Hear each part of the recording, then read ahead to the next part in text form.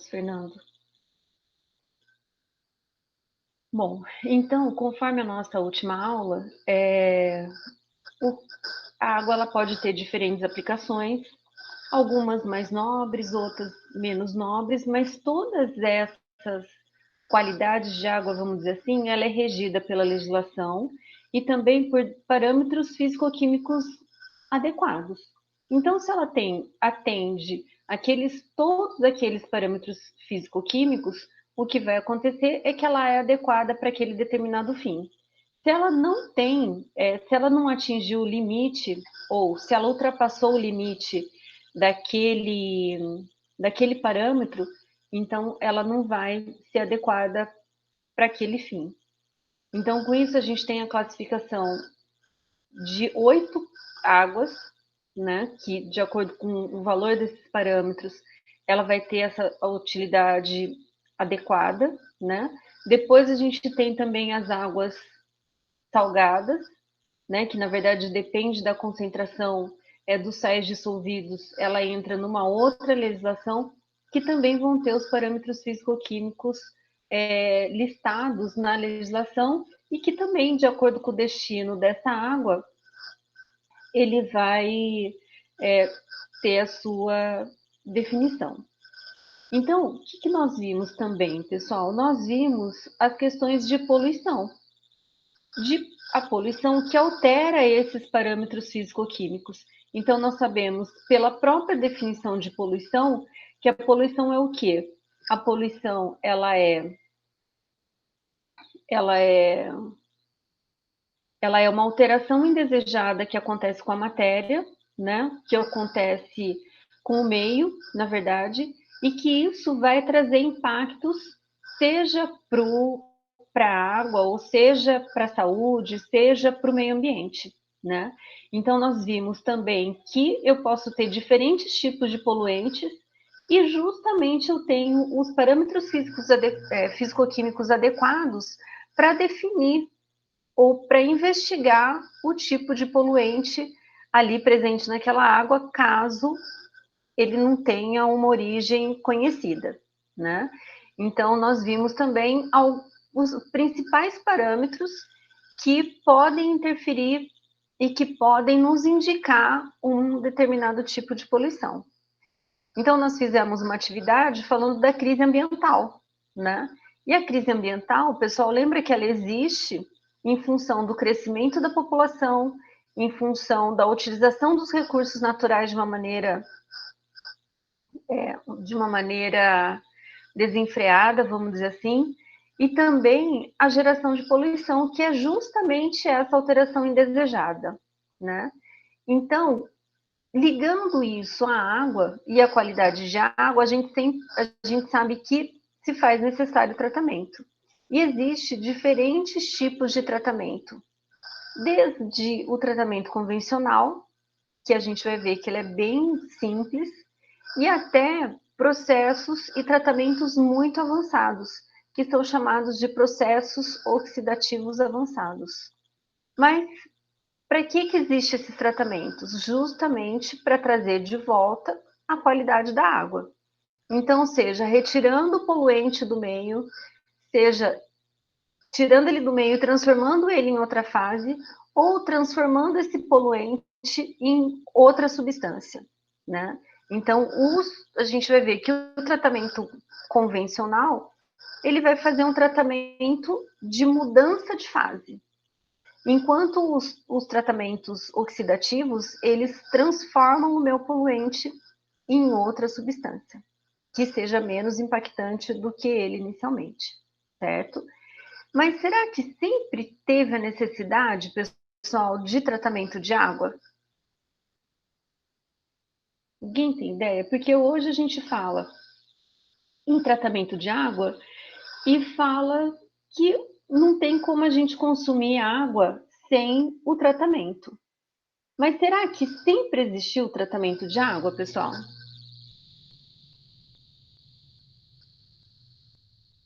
Será que sempre existiu o tratamento de água?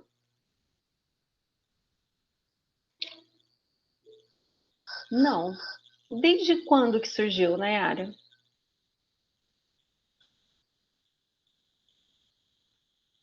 Desde quando será que existe esse tratamento de água? Alguém tem ideia?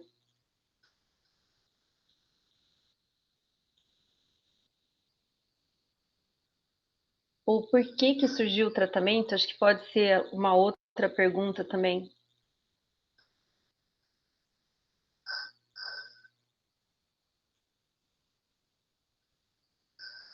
Então, esse não antigo quando, pessoal? Alguém imagina isso? Baseado lá naquilo que a gente conversou sobre a crise ambiental, que esses 40 anos, será que teve um marco histórico, pessoal? Na verdade, não é desde sempre que existe tratamento de água. Deve ter, tá enrolando, né, Nayara? Pessoal, se a gente for pensar que a população do planeta era baixa, a gente tinha os recursos naturais super abundantes, sem a preocupação de que um dia eles poderiam acabar, né? Aí, o que que a gente tem? A gente tem essa questão do aumento populacional. Então, a gente teve que a população crescendo. A população que foi crescendo, pessoal, ela sempre esteve na parte rural. Mas com a Revolução Industrial, o que que aconteceu? A gente teve um êxodo, né? Então, uma saída do, das pessoas do ambiente rural e foram para os centros urbanos. E aí, o que que aconteceu nos centros urbanos? Uma grande concentração de pessoas num espaço menor e a utilização dos recursos. Então, com isso, o que que aconteceu? O surgimento das cidades e a necessidade, então, de tratamento de água. O grande marco histórico, pessoal, o grande marco histórico foi a Segunda Guerra Mundial. E aí, então, a partir disso, que houve a necessidade não, houve essa, oh meu Deus, fugiu a palavra aqui.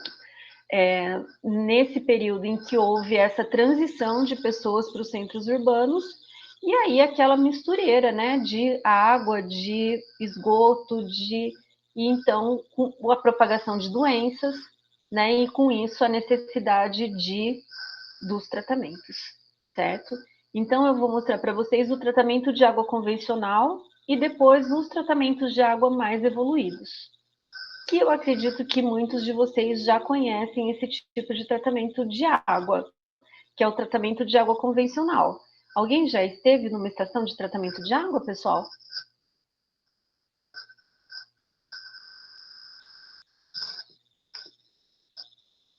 Já, Camila?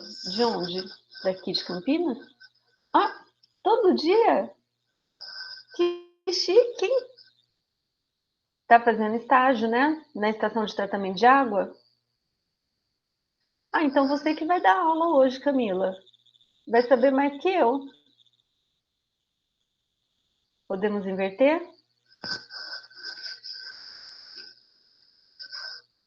Não? Ainda não?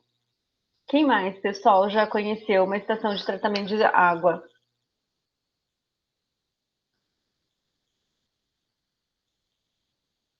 Mais alguém? Foram nessa de Presidente Prudente mesmo? Na quarta série, João? Aqui de Prudente? Santo Anastácio? L daqui de Prudente? Nossa, gente, na quarta série? Que bom, hein?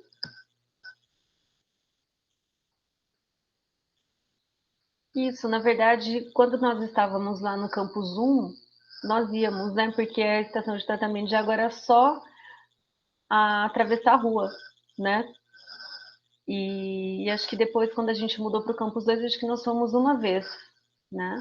Mas vocês vão ver que é muito simples, pessoal. Então, o que eu vou contar aqui das etapas, então, quem já viu uma estação de tratamento de água vai poder lembrar os trechos, né, e os caminhos aí que se passaram por elas. certo? Então, eu vou fazer a projeção aqui para vocês.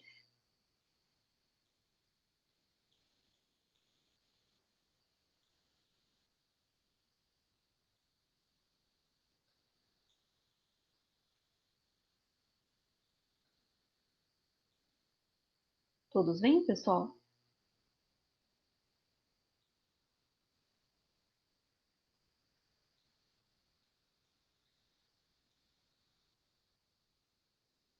Sim? Então, vamos lá. Bom, então, com relação à parte de tratamento, com a parte de tratamento, pessoal, existe a questão do antes das grandes guerras e o depois das grandes guerras. E toda a evolução que isso aconteceu desde então. Então, o que, que nós temos? Que antes das grandes guerras, os únicos problemas que existiam e que eram impactantes para a água eram os patógenos biológicos.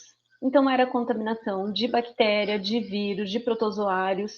Então, a preocupação que existia era com relação a esses patógenos. Por que esses patógenos, pessoal? Porque era tudo muito junto. Então, o dejeto que era excretado, né, era muito próximo da água que era coletada.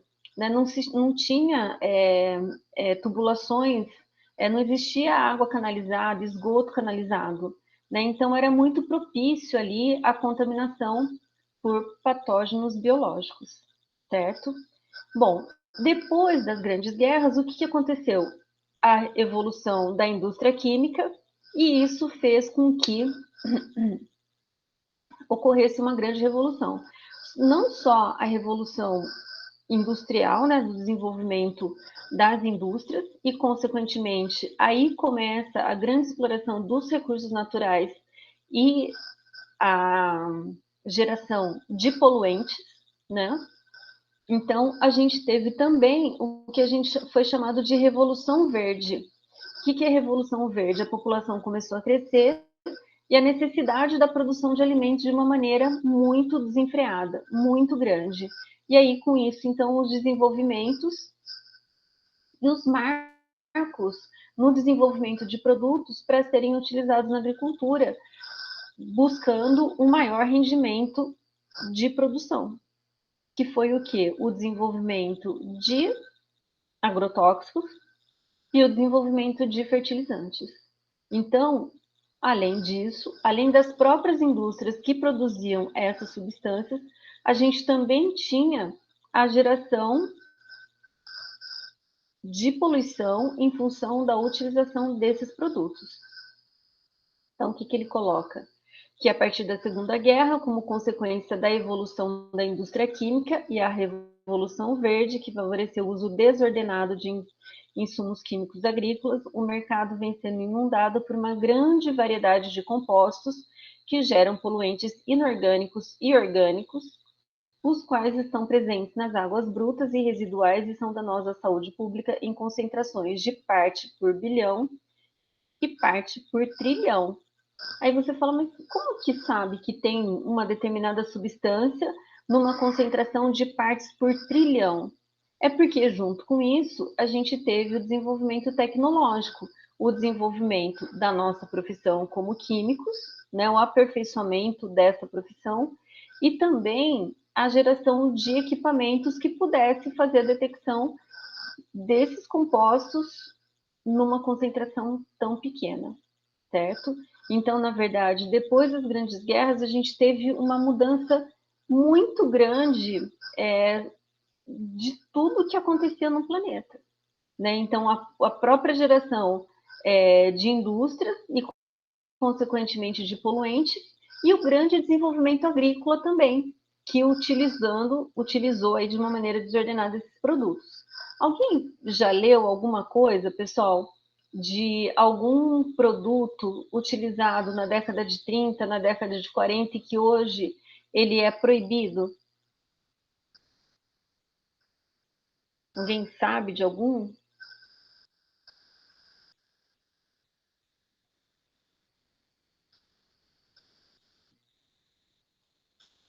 Não? Pessoal, um praguicida que foi muito utilizado é o DDT. O DDT, pessoal, ele foi a primeira maravilha do mundo. Por quê? Porque ele foi utilizado na agricultura para extinguir pragas e com isso ter um aumento na produção agrícola. E ele também foi utilizado nos centros urbanos como controlador de praga. Como ele era um praguicida, então ele tinha a capacidade de matar também as pragas urbanas, que são os vetores de doenças. Então ele foi assim ovacionado, né? A pessoa que sintetizou o DDT ganhou o prêmio Nobel. E aí o que aconteceu, pessoal? Depois de grande utilização, se descobriu que o DDT apresentava uma alta toxicidade, extrema toxicidade, e associado a isso, muito persistente. Então, o tempo de meia-vida muito elevado. E aí o que acontecia então? Na natureza, persistiu no meio ambiente, tempo de meia-vida bastante elevado e, consequentemente, então o DDT ele foi encontrado até na Antártida. Então, estudos em ursos polares, eles encontraram resíduo do DDT.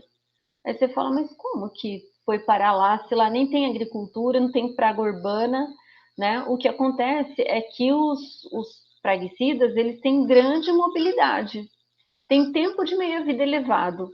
Consequentemente, eles têm muito tempo para passear pelo planeta, né?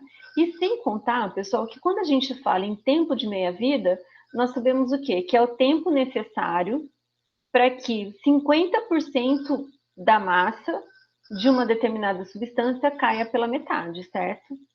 Acho que viram bem isso lá em cinética, né? Então, um tempo de meia-vida que seja 50 anos. Então, significa que vai demorar 50 anos para a massa daquela substância cair em 50%.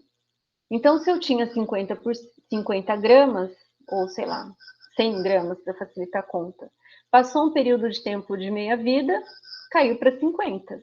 Passou mais um período de meia-vida, caiu para 25. Um outro tempo de meia-vida, 12,5. Então, assim, eu tenho um decrescimento exponencial que eu sempre vou ter a metade da metade.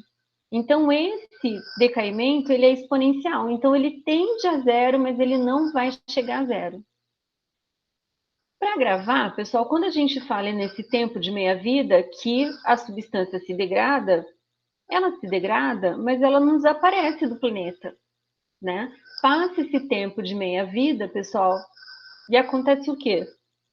Esse 50% deixa de ser DDT, mas ele se transforma em outra coisa. Porque lembra que na natureza nada se cria, nada se perde, tudo se transforma. Então, aquele 50% que sofreu degradação, ele se transformou numa outra substância. E no caso do DDT, pessoal, o que aconteceu? Essa substância que o DDT gerava, que tem uma outra sigla que chama DDE, era mais tóxico do que o DDT original. Então, a cadeia de decaimento dele é péssima, né? Por quê? Porque em todo o tempo de minha vida ele vai estar gerando resíduo que é mais tóxico do que ele originalmente. Passado disso, o DDT deixou de ser produzido, né, de ser comercializado, embora a gente saiba que no mercado negro ainda existe uma comercialização desse tipo de substância, certo? Mas ele foi do céu ao inferno, porque hoje ele é banido e de forma alguma ele pode ser utilizado.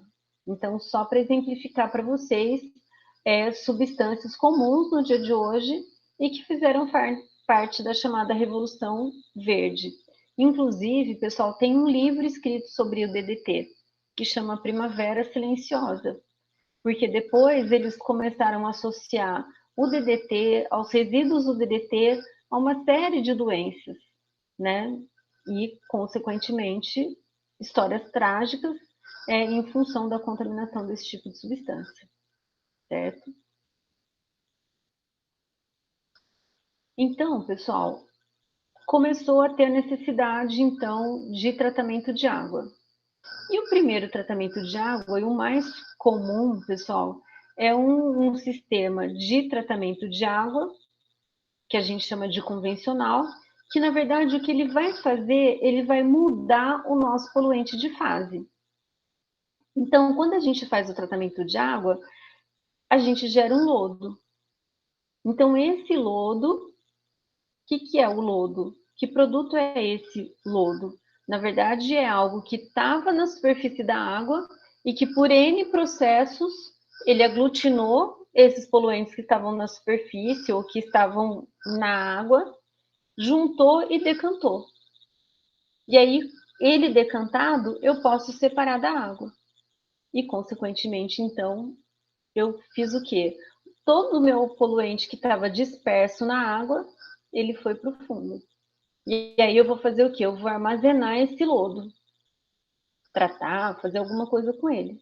Mas ele continua existindo, com o potencial, como, na verdade, ele continua existindo com um potencial poluidor e, consequentemente, eu preciso dar um destino adequado para ele. Então, veja que eu simplesmente mudei de fase. O que estava completamente disperso na superfície da água, ele passou a ficar concentrado na forma sólida, na forma de um lodo, certo? Bom, então, lembrando lá da quarta série de vocês, o sistema de tratamento de água hoje, pessoal, ele passa. E aí a Camila me confirma se já ocorreu alguma alteração, Camila. Por um processo de pré-cloração. O que vai fazer o cloro, pessoal? Ele vai ter a mesma função que ele tem na casa da gente. Ele é um agente desinfectante. Então, na unidade de Presidente Prudente, a gente já tem um processo de pré-cloração. Depois eu tenho um período, a adição e a verificação chamada de pré-alcalinização, que é um ajuste de pH. Depois eu tenho a adição do agente coagulante, que a gente vai ver, agente floculante, aí você fala assim, mas não é a mesma coisa, coagulante, floculante? Não, são, são fenômenos, né, são efeitos diferentes. A decantação, filtração, pós-alcalinização, que aí é para conferir o pH, a desinfecção, que é conferir para ver se o cloro está na concentração adequada, e a fluoretação, pessoal, que ainda é utilizada, mas segundo a legislação ela não é mais obrigatória, certo? Então essas são as fases. Tem alguma fase química aqui, pessoal? Tem alguma etapa química aqui?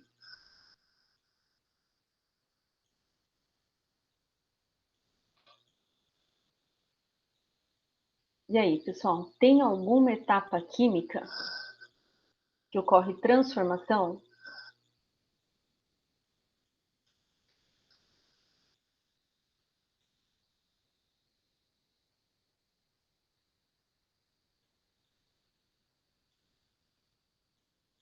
O que vocês acham? Em cada uma dessas etapas que eu estou apontando para vocês, alguma delas é química?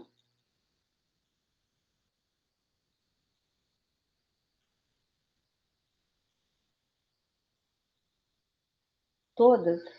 Quais todas, Gabriel? Estou perguntando química, hein? Não estou perguntando física e nem estou perguntando biológica.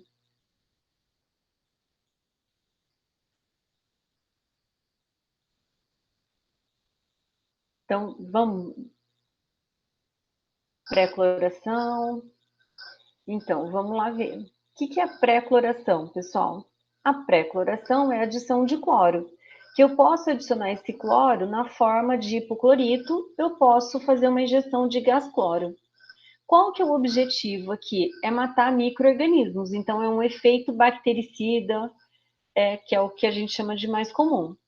Quando ocorre um processo de cloro matando os micro-organismos, pessoal, que gera desinfecção, né? Porque o que ele está fazendo, na verdade, é matar o micro-organismo. Então, nesse caso, a gente pode falar que é um processo químico ou biológico, Por quê? Porque eu utilizei uma substância que teve a capacidade de destruir micro-organismos. Como que ela destrói? Do cloro oxidando a matéria orgânica presente nesses micro-organismos. Então, eu posso dizer que é uma etapa química ou uma etapa biológica, já que ele está envolvendo a desinfecção de todas essas substâncias, certo? Aí a gente tem a pré-alcalinização. O que é pré-alcalinização? É um ajuste de pH. Então, o que vai verificar o pH de chegada dessa água, e aí depois, dependendo desse pH, é feito o ajuste de pH para que ele fique numa faixa mais neutra. Química também. Aí vem a coagulação. O que vem a ser coagulação?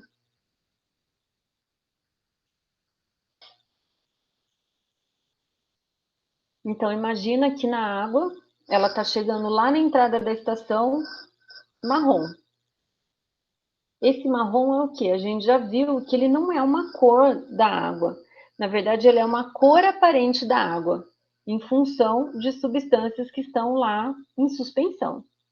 Então, fez a adição do cloro, fez a adequação do pH, e aí vai fazer a coagulação. O que a gente faz na coagulação, pessoal? Todas essas substâncias que estão em suspensão, elas são muito leves, tanto que sozinhas elas não decantam.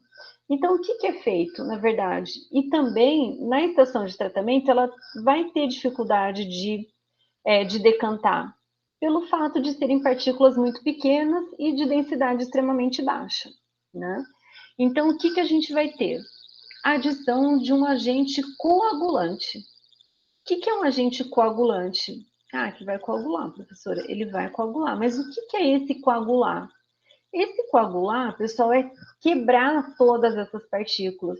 Então, qualquer aglomeração que tenha nessas partículas, o coagulante ele vai separar. Ele vai separar, desculpa, pessoal. Na verdade, ele já encontra separado, porque a água ela entra na estação muito rapidamente. E aí o que acontece? Essa própria agitação ela já ajuda a trazer uma instabilidade nos meus sólidos que estão em suspensão. Adiciona o agente coagulante, o que ele vai fazer? Ele vai separar mais ainda. Ele vai separar na forma de cargas. Então, a agitação ajuda e a adição dessa substância também vai ajudar. E aí promove uma separação de cargas. Então, eu vou ter resíduos, esses resíduos, né, vamos chamar assim, que estão em suspensão, pela bateção e pela coagulante, eu vou ter espécies carregadas eu vou ter esses sólidos com cargas neles separadas. E aí, quando eu promovo essas cargas separadas, o que vai acontecer? Ele vai começar a atrair a carga oposta do resíduo do lado. E o que vai acontecer é que esses polos opostos eles vão se atrair e vão ficar maiores. Ficando maiores, eles ficam mais densos e aí eles sofrem um processo de decantação. Então, eu transformei matéria nesse processo?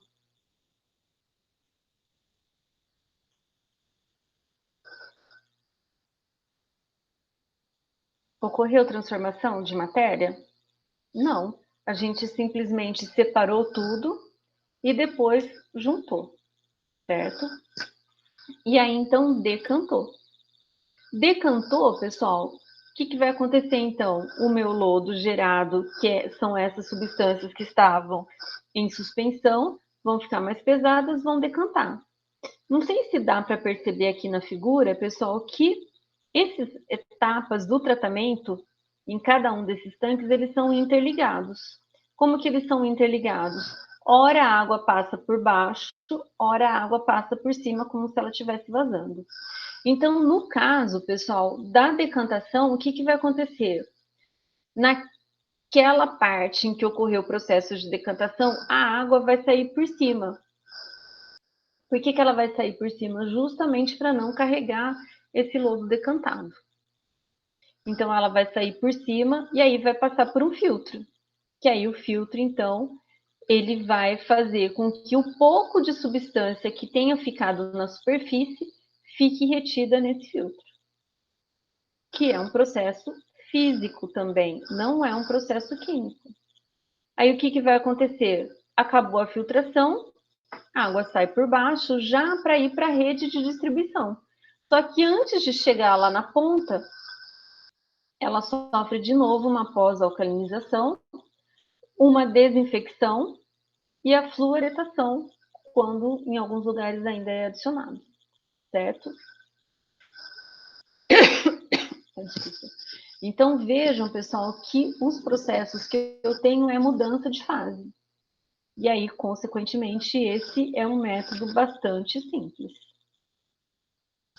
Então, quais são as etapas? Né? A água é captada no manancial através de bombas, denominadas estações elevatórias. Então, é só nesse ponto, pessoal, que precisa da bomba para captar água.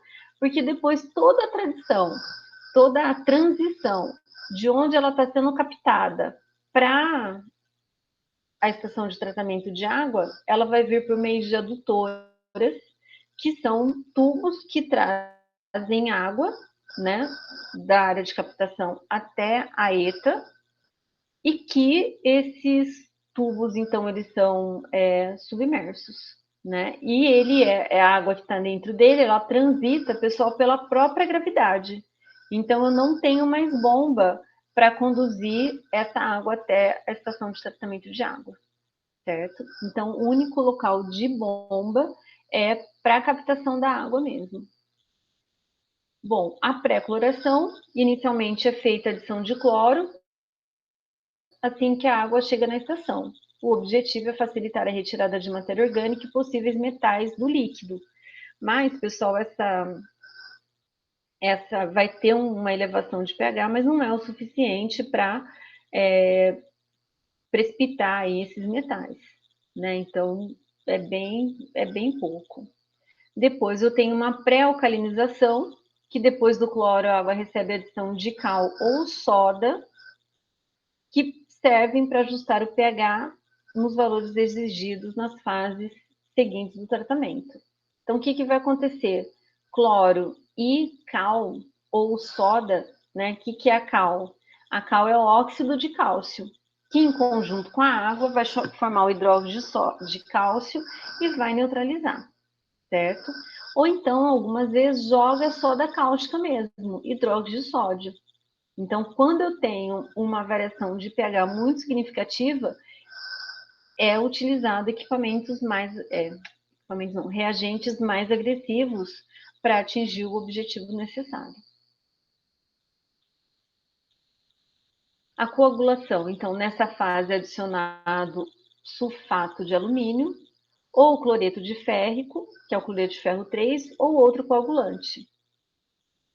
Que muitas vezes, pessoal, é uma época que o coagulante utilizado era um polímero, um material polimérico, uma resina, na verdade, que ele tinha essa capacidade de promover a coagulação dos materiais sólidos que estavam em suspensão. Por um tempo, aqui a Sabesp utilizou, e depois ela voltou para o sulfato de alumínio, porque não teve viabilidade econômica para isso, né? Então, é aqui na adição do sulfato de alumínio que vem toda aquela questão de ter alumínio na água.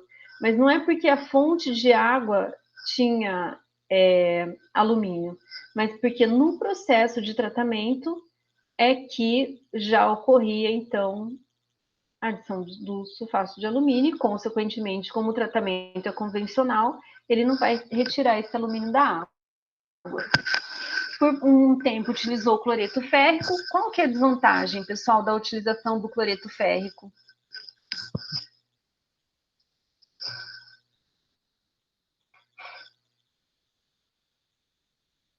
Qual que é a característica dele, pessoal? Lembra que é ferro 3?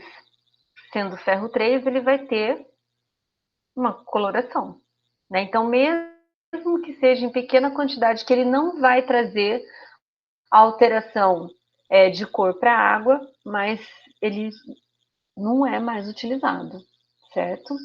Ou outros coagulantes, que, como eu falei para vocês, pode ser um coagulante polimérico, por exemplo. Então, é adicionado, seguido é agitado com violência para promover justamente essa desestabilização elétrica das partículas de sujeira, né? Então, agita, agita, agita para separar. Porque depois, no processo de floculação, elas vão se juntar. Né? Então, olha só, após a coagulação, há uma mistura lenta da água que serve para provocar a formação de flocos com as partículas. E aí, se juntou, formação de floco, o floco fica mais denso e, consequentemente, ele decanta. Então, no processo de decantação, faz com que a água passe por grandes tanques para que ocorra a decantação desses flocos de sujeira formados na coagulação, certo? Alguma dúvida, pessoal?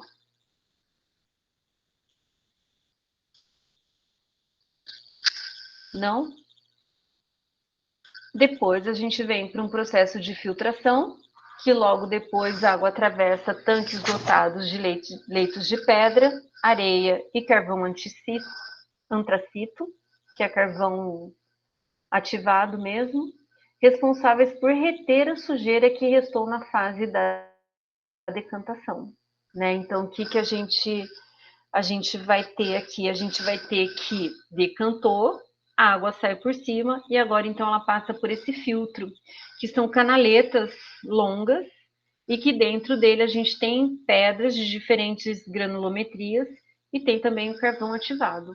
Então esse carvão ativado, pessoal, ele pode ajudar a reter alguma daquelas substâncias persistentes, mas não é o objetivo dessa etapa de tratamento, certo?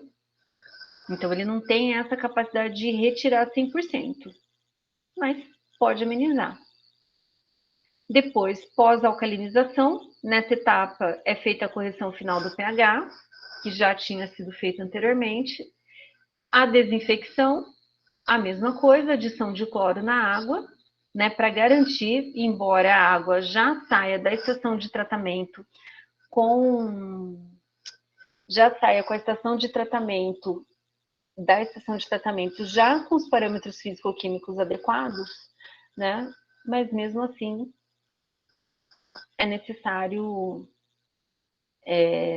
ficar atento, né? Mesmo porque essa questão da desinfecção ela é super importante porque ela está relacionada a micro-organismos patogênicos e que podem transportar doenças, né? Aí a fluoretação, que também é feita adição de flúor na água como prevenção de cáries. Mas como eu falei para vocês, ela deixou de ser obrigatória. Aqui algumas fotos. Então, só para mostrar para vocês, né, as etapas, quem nunca viu, né? Então, essas são as etapas da água. Então, dá para a gente perceber a mudança de coloração em cada uma dessas etapas. Então, isso aqui, pessoal, é água que a gente bebe, certo? A decantação, logo depois de passar pelos floculadores, a água segue para outros tanques de decantação, onde os flocos vão ficando mais densos e se depositam no fundo. E aqui, pessoal, é o processo de filtração. Então, cada um desses leitos aqui é um conjunto de pedra grossa, pedra fina, de carvão. Então, roda numa estação de tratamento de água, isso daqui não para nunca, certo? Então, de tempos em tempos, eles lavam os filtros. Esses filtros aqui, como que eles lavam? Invertem, né? Então, inverte a caixa e aí, com isso, tem uma movimentação desses ingredientes até eles se acomodarem novamente, aí continua a vida útil deles, certo? E depois a filtração, né? Que depois de decantar da água, vai para os outros filtros, né? E isso vai para os filtros e depois ela sai para a distribuição, né? Mas lembrando que antes ela é clorada novamente. Então, aqui, só para vocês terem uma ideia, depois da filtração, o cloro é usado na desinfecção, né? Então, como a gente já sabe, a concentração dele varia de 0,2 a 5 ppm. O flúor, para o estado de São Paulo, era 0,7 miligramas. E a cal, que é cal mesmo, de pintar parede, ele é um produto químico que é aplicado para eliminar a acidez da água. Dessa forma, a água está tratada e própria para o consumo indo para os reservatórios. Né? Essa cal aqui, pessoal, é para o ajuste de pH. E aí, com isso, ele gera o hidróxido de cálcio, que é a substância que vai neutralizar, então, a acidez da água. Que é um método muito parecido do que a gente vai utilizar num projeto para fazer determinação de hidróxido de cálcio. Aí a gente vai fazer um processo inverso, certo? Alguma dúvida, pessoal?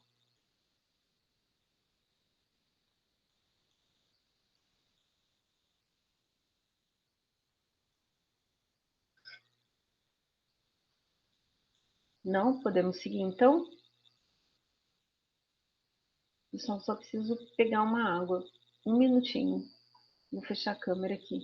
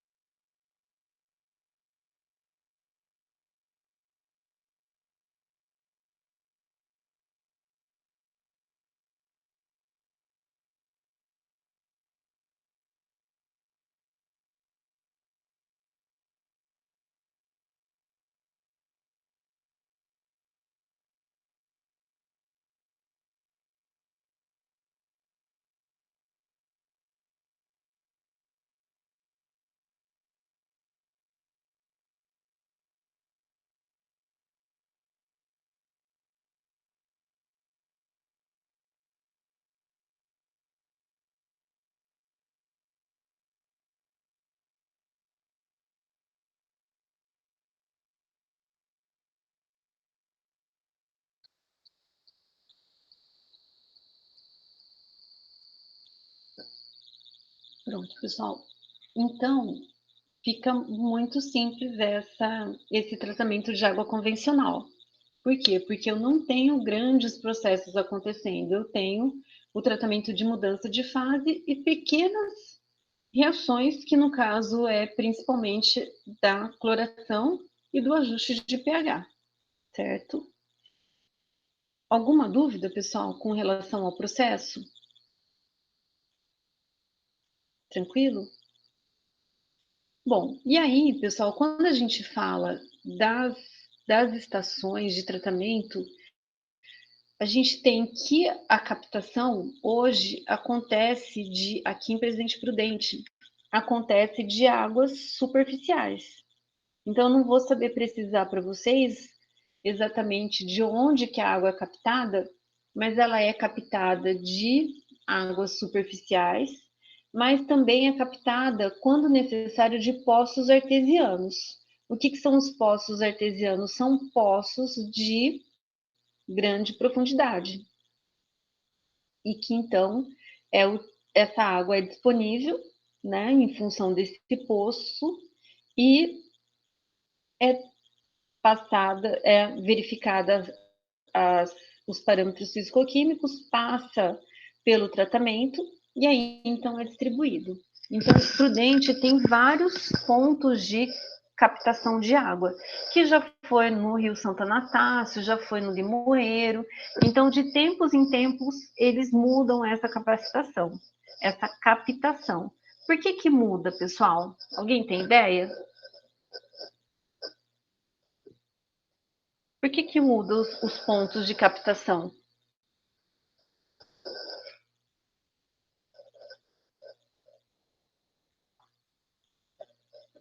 pode acontecer daquela água ela perder a qualidade que ela tinha inicialmente. Então, como ainda tem lugares com água com melhor qualidade, então acaba mudando a captação. É isso mesmo, é para melhorar o resultado das análises. Mas antes não era adequado? Era. Mas por algum motivo, isso sofre uma transformação. E aí, então, busca outra fonte. Porque o objetivo é não gastar reagente e produtos para o tratamento de água. Então, quanto melhor for a qualidade da água da captação, menos produtos serão necessários para adequar essa água, certo? Bom, e aí a gente vem para as águas subterrâneas. E o que acontece com as águas subterrâneas? São águas mais profundas. E no caso do Brasil, pessoal, a gente é super privilegiado, porque a gente está em cima de aquíferos, né? Então, o Brasil, como América do Sul, tem aquíferos. Aquíferos Guarani, que pega aqui essa nossa região, pega uma parte do Paraguai, né? Então, a gente tem o aquífero Guarani, a gente tem o aquífero do Pantanal, a gente tem o aquífero da Amazônia, né? Então, na verdade, a gente está sentado em cima de diferentes aquíferos. Então, pode ser que a gente não tenha problema de água. Por que pode ser, pessoal? Porque, na verdade, se a gente não tiver uma gestão adequada dessa água, a gente já viu que ela pode acabar, né? Então, existe uma preocupação com essa água subterrânea porque é muito mais difícil de tratar, né? E aí, o que acontece? Ela é suscetível à poluição. Por que ela é suscetível à poluição? Porque, na verdade, os poluentes, eles são móveis, né? Eles são ativos. E, consequentemente, então, eles podem atingir a água subterrânea, que aí é um grande problema, certo? Então, as águas subterrâneas são importantes em múltiplos casos essenciais para o fornecimento de água potável de muitas áreas urbanas e rurais. É tanto que tem lugares que a água é coletada por meio de poço, né? Que é a água subterrânea.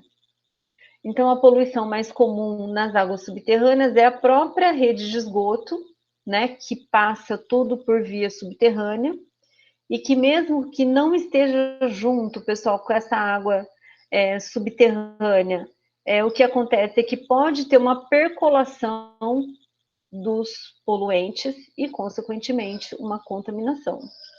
Então, no caso de rede de esgoto, a principal questão é a presença de matéria-prima, de matéria orgânica, né? Então, rede de esgoto, matéria orgânica, que a gente já viu que é matéria orgânica e também é um poluente patogênico, porque nós temos a presença de micro-organismos patógenos.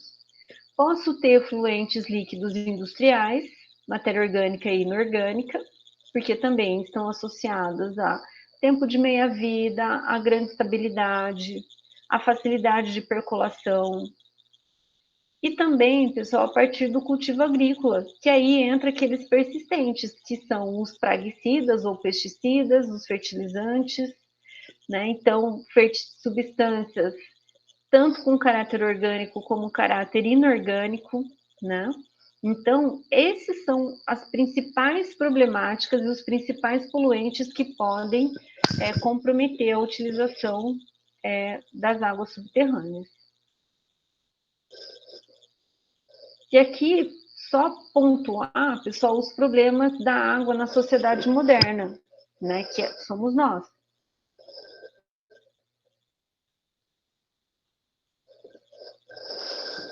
Então, algumas considerações, né?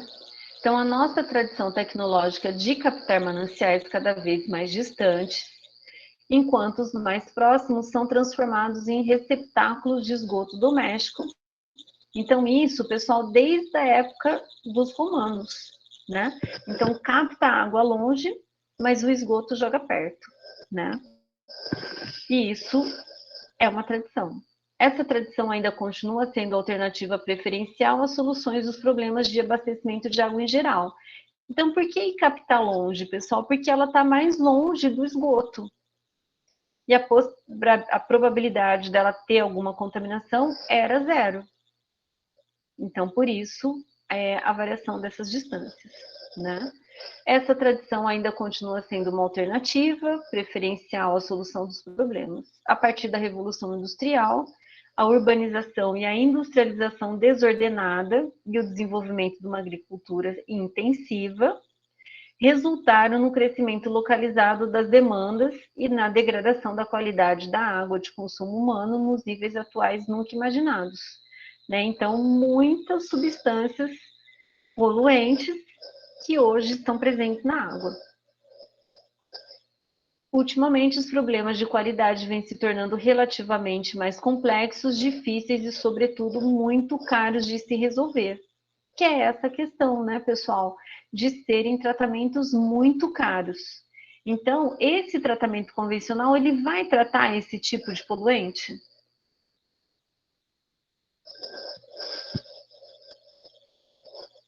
Aquele tratamento convencional, ele trata essas substâncias?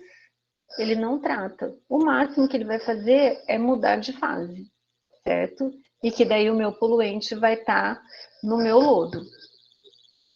Mas o que a gente tem é que essas substâncias são muito estáveis, elas estão presentes em concentrações muitíssimo pequenas, né? Então, existe a dificuldade de tratamento, mas existe também a dificuldade de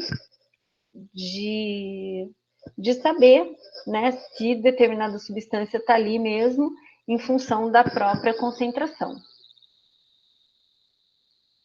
Bom, e aí, pessoal, da mesma forma que a gente viu a alteração daqueles parâmetros físico-químicos, né, a gente tem a legislação que envolve também esses valores, né? Então, olha, uma tabela de valores de intervenção para solos nos cenários e na água subterrânea. Então, deixa eu só aumentar um pouquinho aqui.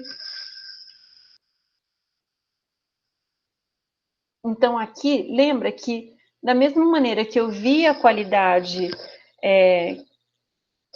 eu via os parâmetros físico-químicos para eu determinar a qualidade da água, eu tenho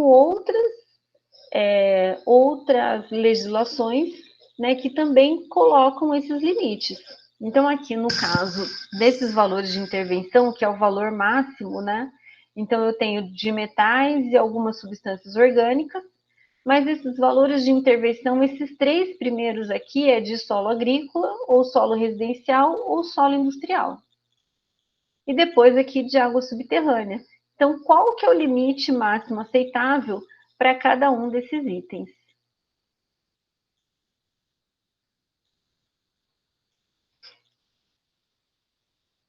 Então, veja que ela tem uma série de metais e depois ela tem uma série de benzeno, tolueno, etileno, estireno e naftaleno, que são hidrocarbonetos policíclicos, né?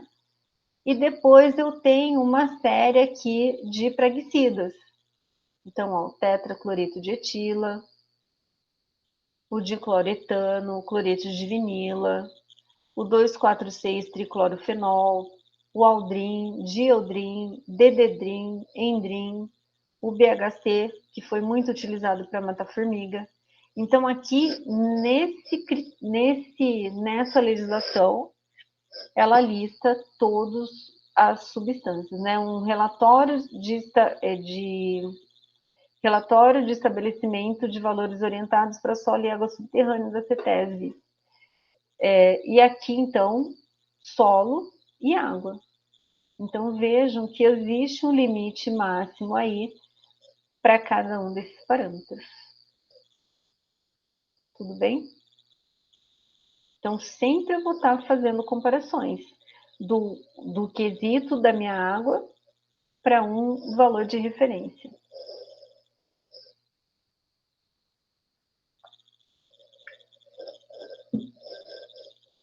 Então, vamos lá. Então, aqui,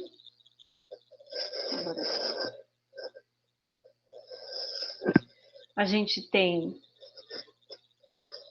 que a gente não fez esse exercício ainda. A gente fez outro. Um estudo de caso 1, que é a comparação. Então, um quadro comparativo dos valores das análises de 3 amostras. Acho que, não sei se a gente já fez esse exercício. E os padrões estabelecidos na legislação. Então, eu tenho alguns parâmetros só, não tenho outros, né? Então, amônia, cálcio, condutividade, dureza, ferro, manganês, nitrito, nitrato, nitrogênio, pH, potássio, solo total dissolvido e sulfato. Porque possivelmente, pessoal, para ter escolhido esses parâmetros é que tinha algo apontando para eles. Aqui eu tenho a série de nitrogênios, eu tenho a condutividade, lembra que ela é genérica, né? Ela me dá valores quantitativos, né? Então, se a condutividade é alta, se ela é baixa, isso vai depender da presença de substâncias condutoras dentro da água, mas ela não me diz o que é, né? Então, aqui a amônia relacionada à matéria orgânica, o cálcio, a dureza da água, condutividade, a presença ou não de muitas substâncias, a dureza total, que é a quantidade de cálcio e magnésio que pode estar presente, ferro total, manganês, nitrato, nitrito, nitrogênio, que é a série para detecção, né, dependendo da concentração, de saber o grau de degradação daquela matéria orgânica, o pH, potássio, sólidos totais dissolvidos e o sulfato. Se vocês repararem bem na tabela, pessoal, tem alguns que ele não tem um valor limite. Então, aí sempre a gente tem que conversar com o órgão competente sobre esses parâmetros e sobre essas análises, certo? Então, aqui, a amostra montante, a amostra antes, a amostra P2 foi de onde foi coletada a amostra e a P3 foi a jusante. Então, depois que passou por aquele ponto de poluição.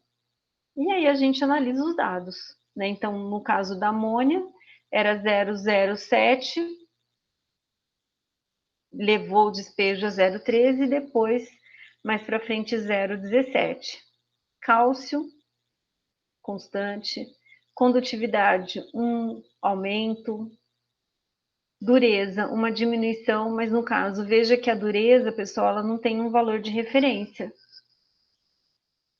certo? Depois, o ferro já tem valor de referência, manganês tem o valor de referência. Então, manganês, ó, 0,6, 0,72, 0,6 de novo. Nitrito, nitrato, a gente vê que tem uma estabilização aqui de concentração, né? O pH, a concentração de potássio, os sólidos dissolvidos, que é uma prática também bem simples de fazer, e os sulfatos.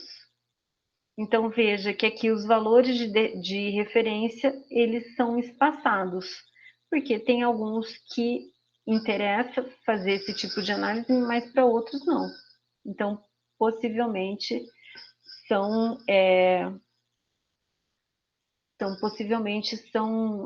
essas legislações que acabam interessando, certo? E aqui, pessoal, um exemplo que eu vou aumentar também.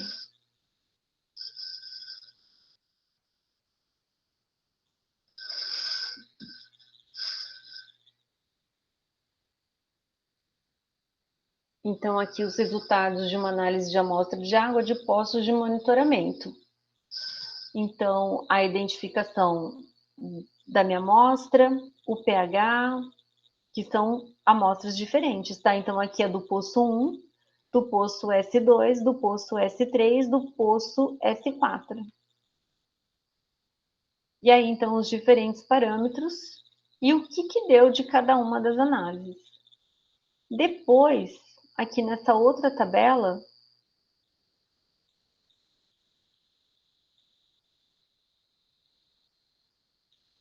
a gente tem também os parâmetros, a resolução que rege cada um desses parâmetros, os valores de intervenção e a unidade de medida, certo? Então, pessoal, dá para vocês darem uma pensadinha e verificar, então,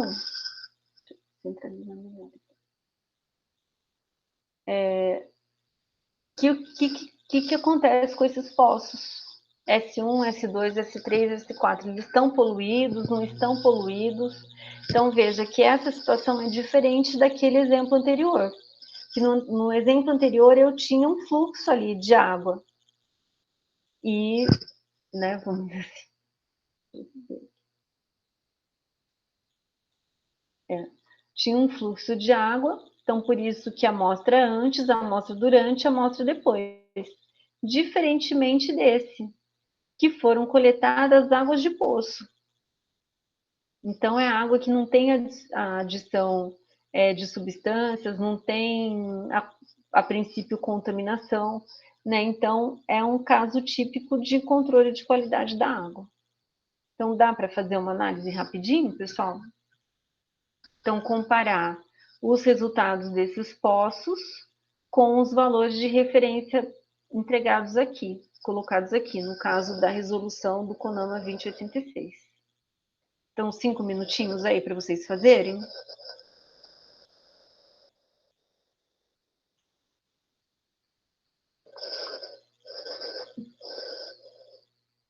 Pode ser, pessoal?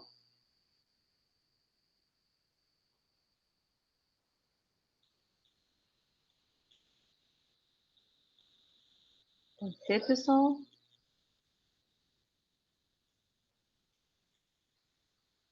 Tá. Então, ó, são 10h11, então 10h15, para vocês analisarem, então, esses valores de tabela.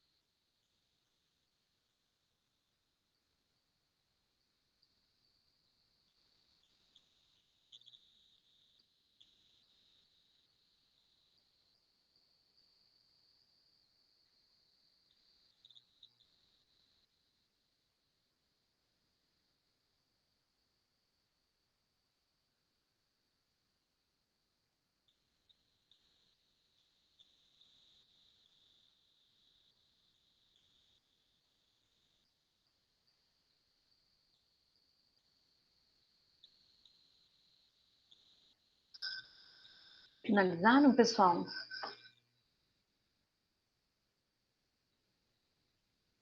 Então, o que a gente tem aqui?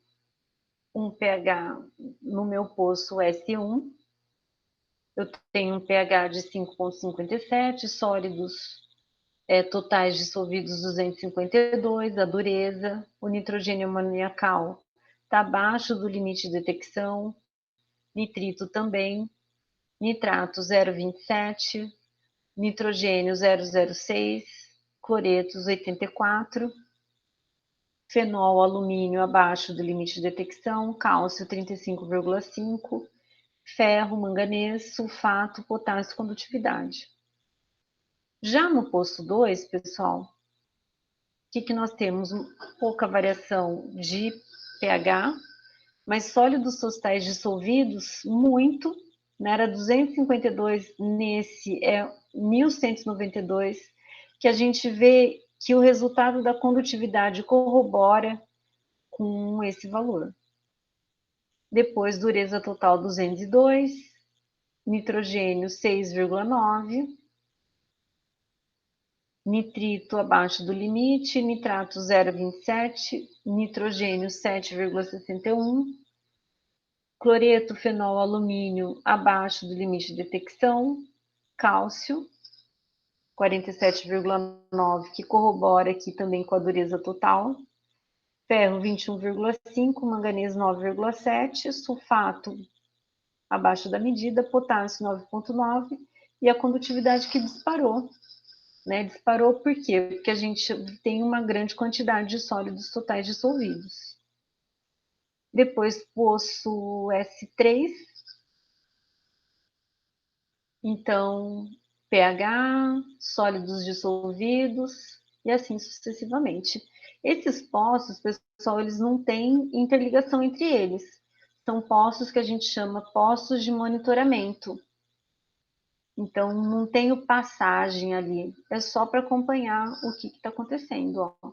Tanto que aqui, nesse caso, eles têm as identificações e também o ano de cada um desses poços.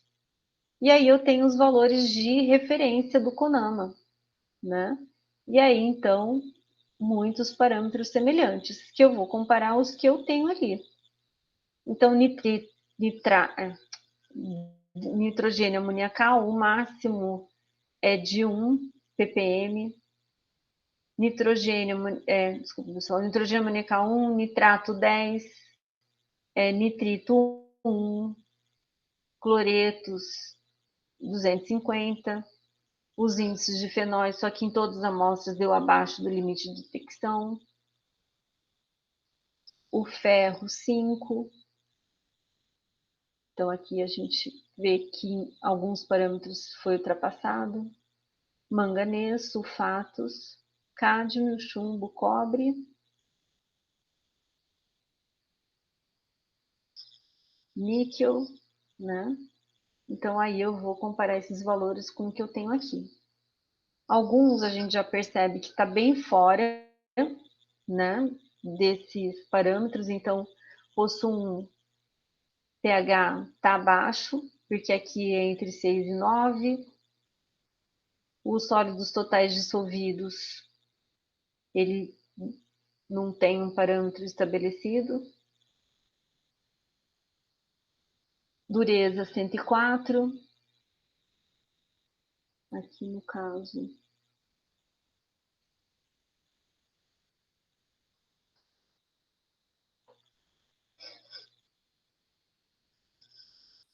não tem a dureza.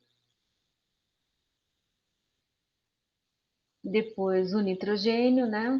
E o nitrito abaixo do limite de detecção. E aqui no máximo 1, nitrato no máximo 10, nitrito no máximo 1. Então vamos ver nitrito abaixo do limite de detecção, nitrato 0,27. Então tá ok. E o outro nitrogênio,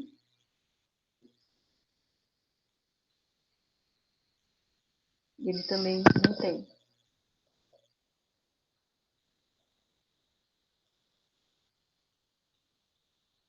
sólidos dissolvidos 252, sólidos dissolvidos 500, cloreto 84, cloreto 250, fenol, alumínio, cálcio. Não tem cálcio também. Que ele não é índice de qualidade, tá, pessoal? Não tem limite nele. Ferro 0,78, ferro 5. Então, para as outras amostras, no caso, a amostra S2 está fora. Manganês 0,5.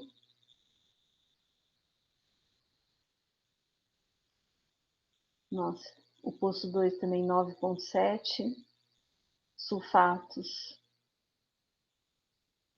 250, 0,53.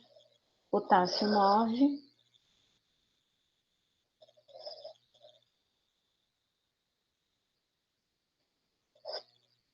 E condutividade 336, que também veja que ela não tem valor de parâmetro, né? Mas ela vai corroborando aí com os outros resultados. Não achou cálcio, né? Então, que o cálcio, pessoal, ele não é parâmetro. Lembra que mesmo aqui, deixa eu ver do outro slide. Ó, tá vendo a dureza? De acordo com alguma outra legislação, que nem os decretos de classe 2, ele não tem limite. Desculpa, a condutividade, né? E a dureza também não. Deixa eu ver esse aqui. É que aqui, esse aqui eu peguei adaptado aqui, ó, cálcio. Ele fez análise, mas em nenhuma das, das legislações envolvidas ele não participa, né? Independente da legislação aqui, ele não tem limite máximo. Tanto cálcio como condutividade, certo? Por quê? Porque ele não tem uma gravidade envolvida. Mas a gente sabe, por exemplo, que a água dura, ela pode trazer problemas de tubulação, porque ela pode incrustar o cálcio nos canos, né?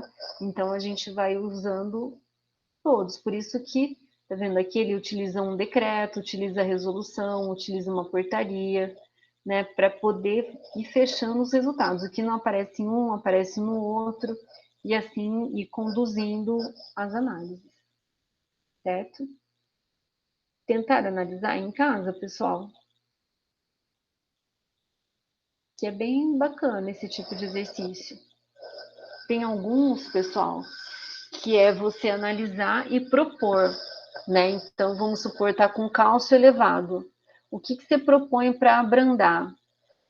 Tá com nitrito e nitrato também fora do limite. O que você pode trazer como alternativa para solucionar esse problema?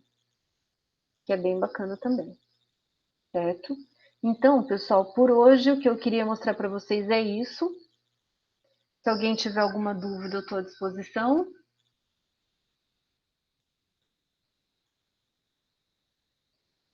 Vou parar a apresentação.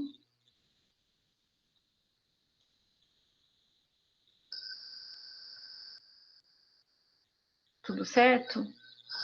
Só vou anotar aqui para fazer a chamada.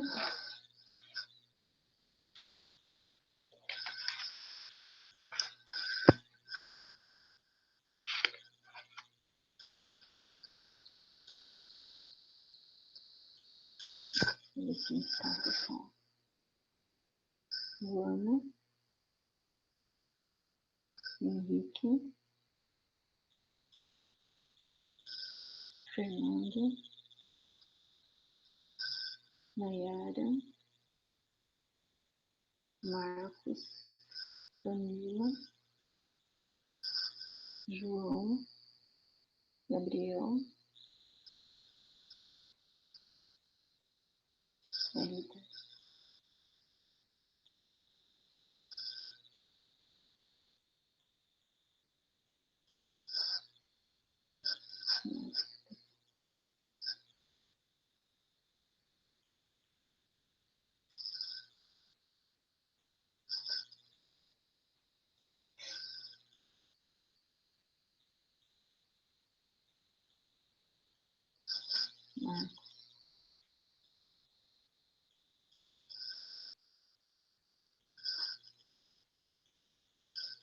Hélida,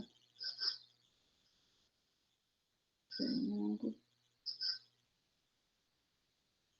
Gabriel,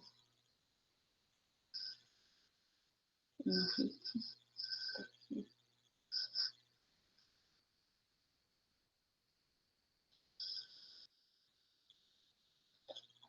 Tá certinho, pessoal.